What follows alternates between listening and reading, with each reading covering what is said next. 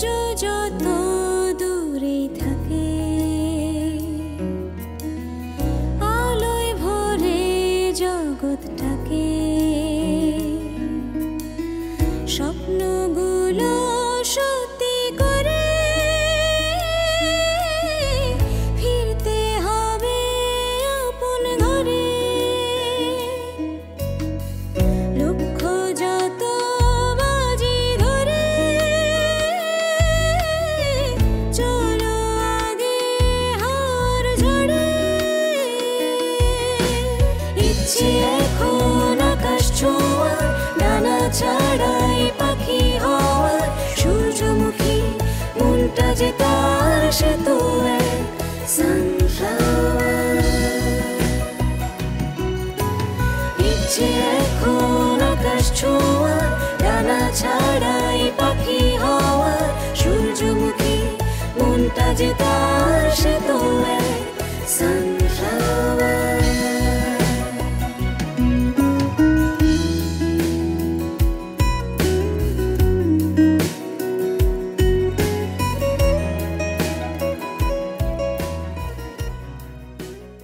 তোমার সম্পর্কে তো কিছুই জানি না, বলো তোমার সম্পর্কে বলো। তোমরা ভাই বোন কয়জন? আমরা আপনাদের মতোই, 2 বোন। বড় বোনের বিয়ে হয়ে গেছে, ওর একটা মেয়ে, 5 বছর বয়স।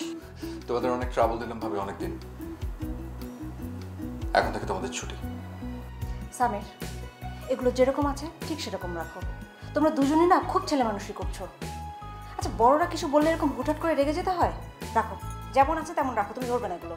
সামির চলে যাচ্ছে, তুমি একটু ওঠো তো, সামির সাথে কথা বলো। ওঠো তো। তুমি হাসছো সিরিয়াসলি? আরে এরকম মেলোড্রামা দেখলে বা শুনলে কার হাসি না পায়? ভাবি আমি জানি একটু পর তুমি রুমে আসবে, তারপর তোমার অনুরোধ উপেক্ষা করে চলে গেছি বলে হয়তো তোমার মন খারাপ হবে, কিন্তু ভাবি এটা তো মানবে ফিরে আসার জন্য মাঝে মাঝে চলে যেতে হয়। তোমাদের প্রত্যেকটা শাসন, আদর, হাসি আর ভালোবাসার কাছেই আমি সারা জীবন থাকতে চেয়েছি।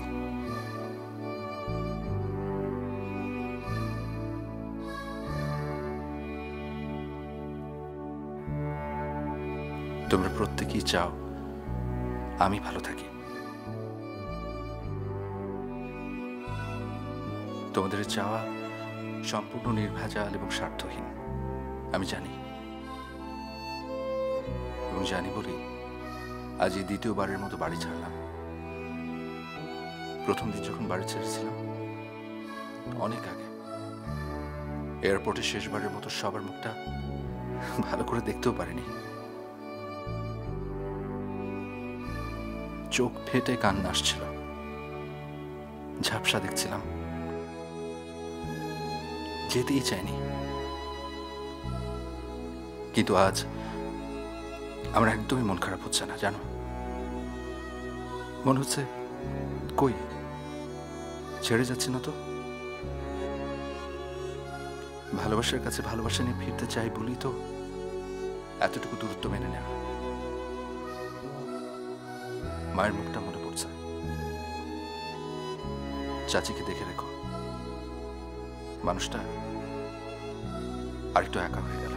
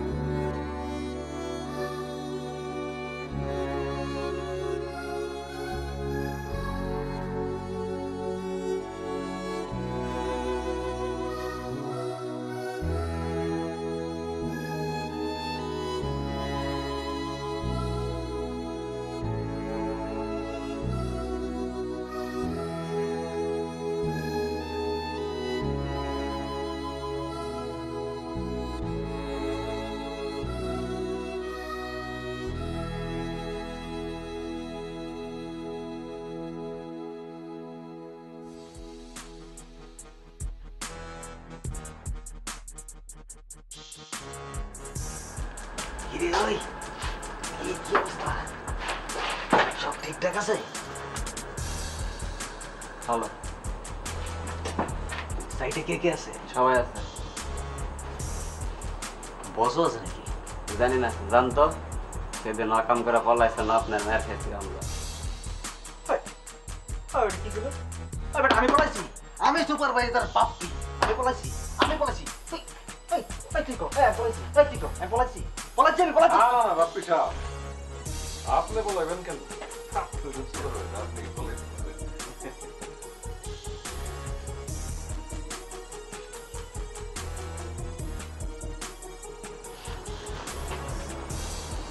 বাপ্পি সাহেব, এই যে ফেসবুকে না নতুন এই প্রোফাইল পিকচারটা দিচ্ছি, ঠিক আছে না? সুন্দর হয়েছে না?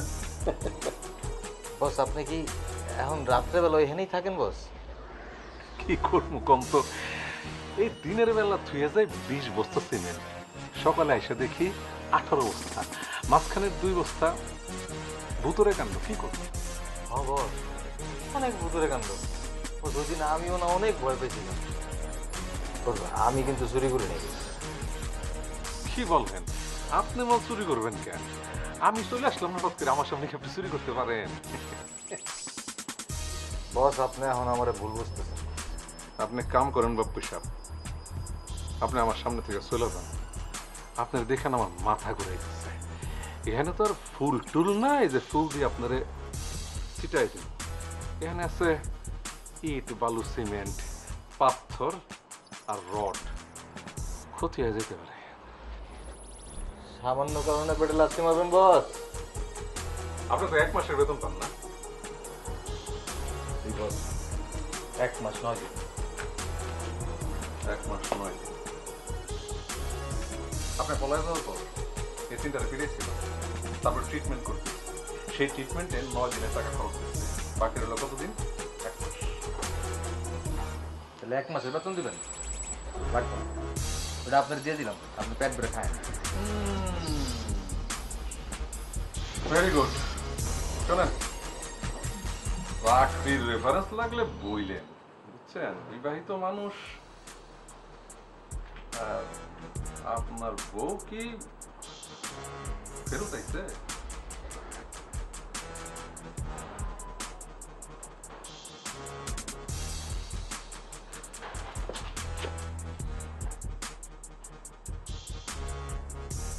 এই হাত করে বলেছিস কে?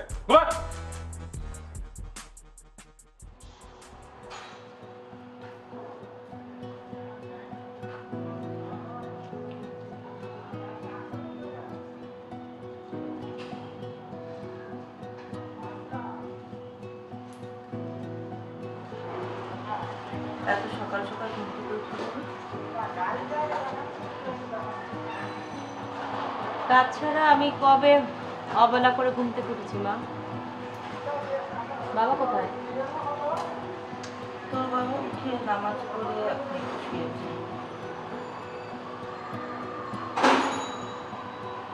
ওরা কয়েকটা বলবে কারা? ও সামির। আমি তো জানতাম 1 ভাই, বোনও কি আছে? ওরা তো 3 ভাই। ওরা তো চাচাতো ভাই, আপন তো না। স্বামীর ভাগের জমি জমা কারা ভোগ করে? ওর চাচারা। এসব বিষয় আমি জানি না মা।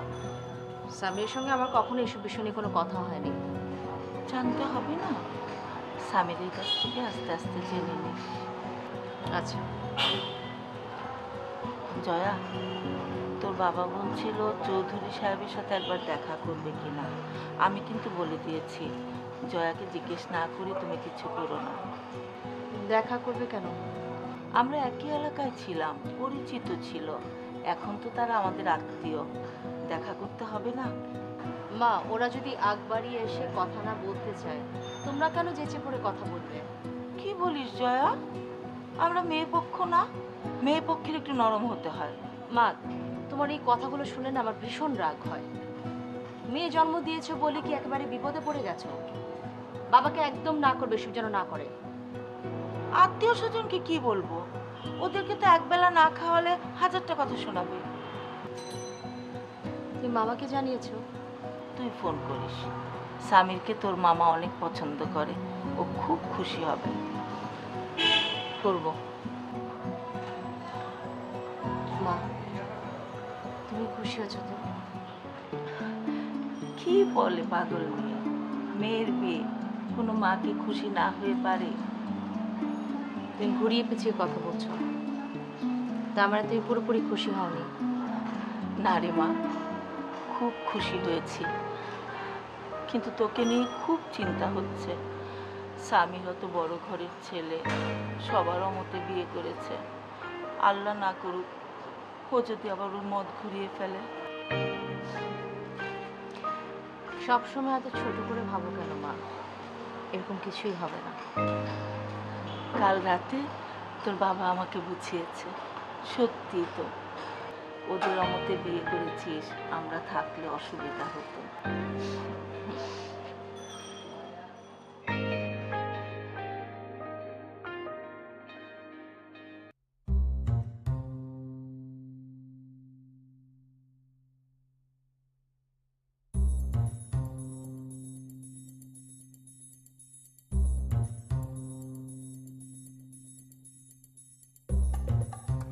এই ভাবি, শোনো শোনো, আচ্ছা সাজ্জাদ ভাইয়ের আর কোনো ফোন নাম্বার আছে নাকি? ফোনে তো পাচ্ছি না। এখনো হয়তো ওঠেনি। ওকে খুঁজছো কেন? আরে আমি ওর সাথে ফোনেও কথা বলতে পারবো না নাকি? না, তুমি তো আবার দরকার ছাড়া কোনো কিছু করো না। এই, টাকা পয়সা চাবে না তো আবার? টাকা কিন্তু নেই। আরে কি আশ্চর্য, তোমার কি ধারণা আমি তোমার হাজবেন্ডের টাকা চলি নাকি? আমি টাকা নেই, আবার সময় মতো সেটা ফেরত দিই। ফালতু কথা বলো না, আমি সব জানি। আমার হাজবেন্ড আমাকে সব বলে। এই, খবর শুনেছো? শুনলাম, দেখলাম। খুশি হয়েছো? কোন সুখে? তাহলে তো কোনো খবরই শোনোনি তুমি। স্বামীর বাড়ি ছেড়েছে। আর ফিরে আসবে না বলছো? তোমার কি মনে হয়? এটুকুই শুধু বুঝতে পারলাম যে তোমাদের এ বাড়িতে সকলেরই বুদ্ধির পরিমাণে একটু ঘাটতি আছে। মানে?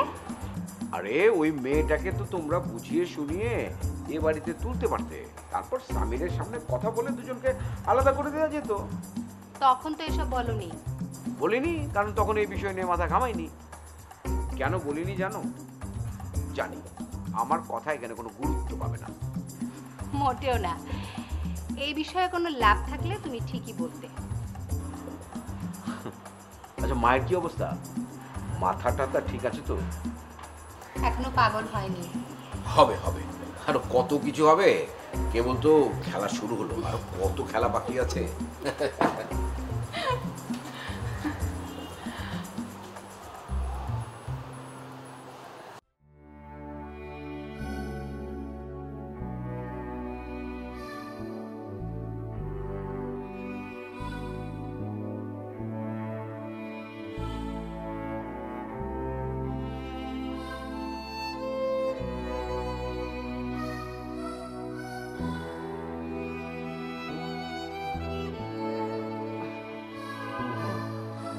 চাচি, খুব কষ্ট হয়ে যাচ্ছে তাই না রে বাবা? খাওয়া নেই, দাওয়া নেই, সারাদিন ঘোরাঘুরি করিস।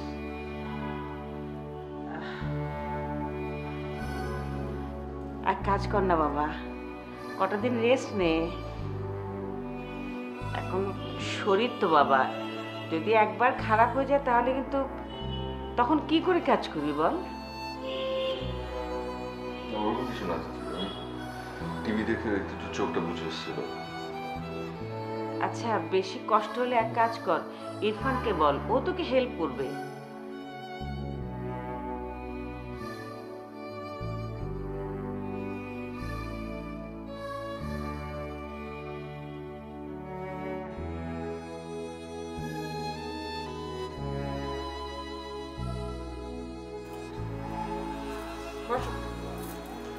আর এদিকে আয়, বস এখানে।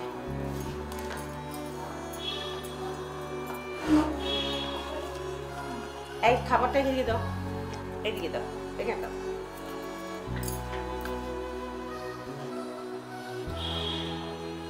মা, আমি আরেকটা প্লেট দিই। হ্যাঁ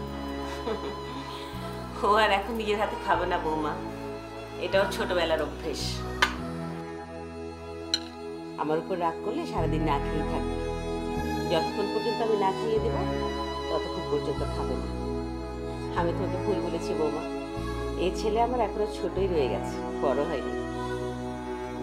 হ্যাঁ সেটাই, আমি ছোটই থাকতে চাই। তোমরা শুধু আমাকে এক কাঁধে দায়িত্ব কাঁধে দিয়ে বড় করতে চাইছো। শুনলে বৌমা, ছেলে কথা শুনলে? আরে দায়িত্ব হলো পুরুষের মেরুদণ্ড, যেই পুরুষ দায়িত্ব জ্ঞানহীন সে হলো মেরুদণ্ডহীন প্রাণী। এই নে হা কর, হা কর।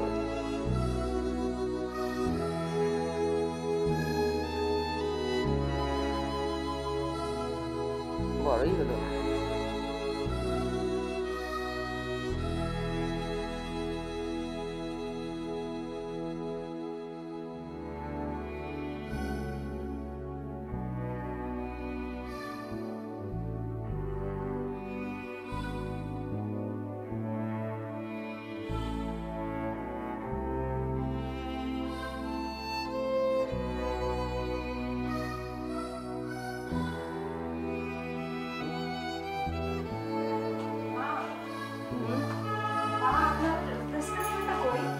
ড্রাইভার যাচ্ছে, ড্রাইভারকে দেই ওষুধগুলো নিয়ে আসুক, আপনার তো ওষুধ শেষ হয়ে গেছে। তুমি কি স্কুলে যাচ্ছ? না মা, আজকে আমি স্কুলে যাচ্ছি না। ড্রাইভারকে বলে দিয়েছি ও আয়াতকে স্কুলের গেটের সামনে নামিয়ে দিয়ে চলে আসবে। অন্য কারোর সাথে পাঠিও না, আজকাল যা দিনকাল পড়েছে কাউকে বিশ্বাস করাও মুশকিল। কাউকে না কাউকে তো মা বিশ্বাস করতেই হবে। পৃথিবীতে কাউকে যদি বিশ্বাস করতে না পারি তাহলে তো বেঁচে থাকাই দায় হবে। আর তাছাড়া এখন আয়াত একটু একটু বড় হচ্ছে, ওকে এখন একা ছাড়াই উচিত। ওর বয়সে কত ছেলে হোস্টেলে থাকছে না, নাহলে পরে বড় হয়ে ও আমাদেরকেই দোষ দিবে, বলবে ওকে আমরা এত বেশি আগলে রেখেছি যে ও ঠিকঠাক মতো বেরিয়ে উঠতে পারেনি। তোমাদের যে কথা, আজকাল বাচ্চাদের এত টেনশন করো না তোমরা। মা প্রেসক্রিপশনটা ও বালিশের নিচে আছে, দেখো। ড্রাইভার কি ঠিক মতো আনতে পারবে? সামিরকে দিলেই পারতে, ফেরার পথে নিয়ে আসতো। সামির? হ্যাঁ না ঠিক আছে, ড্রাইভারকে দাও, ড্রাইভার নিয়ে আসো। আর কিছু কি লাগবে? না, একটা কথা ভাবছি বৌমা, দেখো কি অদ্ভুত ব্যাপার। এই লোক সারা জীবন আমাদের মিলে কাজ করে সংসার চালালো, ছেলে মেয়ে মানুষ করলো, অথচ আমাদের ছেলের সঙ্গে মেয়ে বিয়ে দিল, একবার জিজ্ঞেস করার প্রয়োজন মনে করলো না? জয়ার বাবা আমাদের মিলে চাকরি করতো? হ্যাঁ, আমাদের মিলে ইলেকট্রিশিয়ান ছিল। চোখটা অ্যাক্সিডেন্ট করে খোয়ালো, তার চিকিৎসার ভারও আমরা নিলাম। ও, জয়া মনে হয় এটা জানে না। জানে না, আবার সব ভুলে গেছে। আসলে এমন একটা ভালো ছেলে পেয়েছে, আর 7 জন অপেক্ষা করলেও তো এরকম একটা ছেলে পেত না, এমন সম্বন্ধও পেত না। 7 জন তো অপেক্ষা করতে হলো না মা, পেয়েই তো গেল। আসলে মা জানেন, জন্ম মৃত্যু বিয়ে সবকিছু আল্লাহর ইশারা, এটাও হয়তো তার ইশারাই হয়েছে। ওরা ইচ্ছে করে কাজটা করেছে, স্বামীকে ভুলিয়ে ভালিয়ে। আসলে ছেলেটাও বুঝলো না ওরা উঠেছে কোথায়, মানে থাকছে কোথায়, কি জয়াদের বাড়িতে? না মনে হয়, অবশ্য মা আমি ঠিক জানি না। তুমি জানো না? তুমি জয়াকে এত ভালোবাসো, তুমি তাদের বাড়িতে গেলে, অথচ তোমাকে একবার ফোন করে মেয়েটা জানালো না? করবে হয়তো ফোন, মা সময় পায়নি, আর এখনো তো সময় ফুরিয়ে যায়নি, নিশ্চয়ই করবে। আমি যাচ্ছি মা, এটা একটু ড্রাইভারকে দিদি। এসো।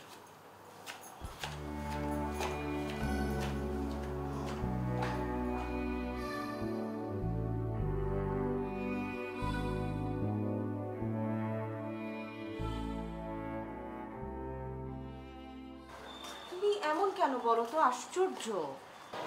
কেমন? সেই যে আমাকে বাসায় নামিয়ে দিয়ে চলে গেলে, তারপর একটা ফোনও করলে না। তুই কি বাসায়? হ্যাঁ বাসায়, আর কোথায় থাকবো। শোনো, আমি কালকে বাবা মাকে জানিয়েছি। প্রথমে একটু রিঅ্যাক্ট করেছিল, তারপরে ঠিক হয়ে গেছে। কিন্তু তোমার বাসার কি অবস্থা?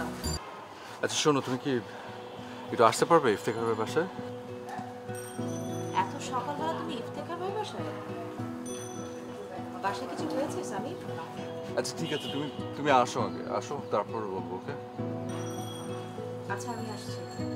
বাই।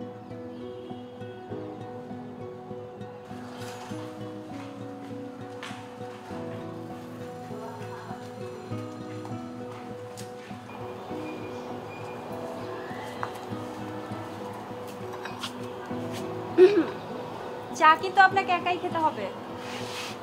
আপনি সকালে ঘুমাচ্ছিলেন আর আপনার ভাই চলে গেল, আমি দিনের বেলা চা খেলাম। প্রচন্ড ঝামেলার মধ্যে ফেলে দিলাম আমাকে। একদম ফর্মালিটিস। আমার তো বরং সুবিধাই হলো, এ বাসায় কেউ আসে না। আপনাদেরকেও তো কোথাও যেতে দেখি না। ইফতির বেড়াতে যাওয়ার মতো ওরকম কোনো ক্লোজ আত্মীয় স্বজন নেই যার বাসায় আমরা বেড়াতে যেতে পারি। আমার বাবা মা সবই আছে, কিন্তু এই কথাগুলো আপনাকে আগে বলতে চাইনি, কারণ আগে বলে বুঝতেন না। এখনো মেনে নেনি? না, মেনে নিয়েছে, সেরকম কোনো সমস্যা নেই, কিন্তু ইফতি একটু অন্যরকম না, কোথাও যেতে চায় না, কারোর সাথে মিশতে পারে না, আর আমিও জোর করি না। এই যে এখানে হচ্ছে ইফতেখার ভাই হচ্ছে সফল, কারণ আপনি তাকে বোঝেন। আপনিও কিন্তু সফল। কিভাবে? জয়া মেয়েটাকে কিন্তু আমার বেশ পছন্দ হয়েছে, স্মার্ট, কনফিডেন্ট। ওকে আসতে বলেন না বাসায়। ও আসবে একটু পরে। তাই? আপনি আমাকে আগে বলেননি কেন? আমি রান্না চড়াতে যাচ্ছি, লাঞ্চ না করে কিন্তু কোথাও যাওয়া যাবে না, ঠিক আছে? আচ্ছা, লাঞ্চ করেই যাব। ঠিক আছে, ওয়েট করেন।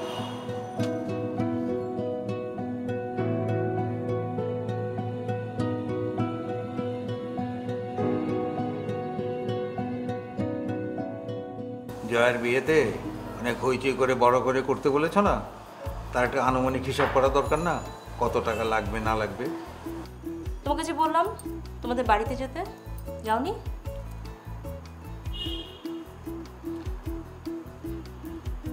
আচ্ছা বলছি, পরে বলছি।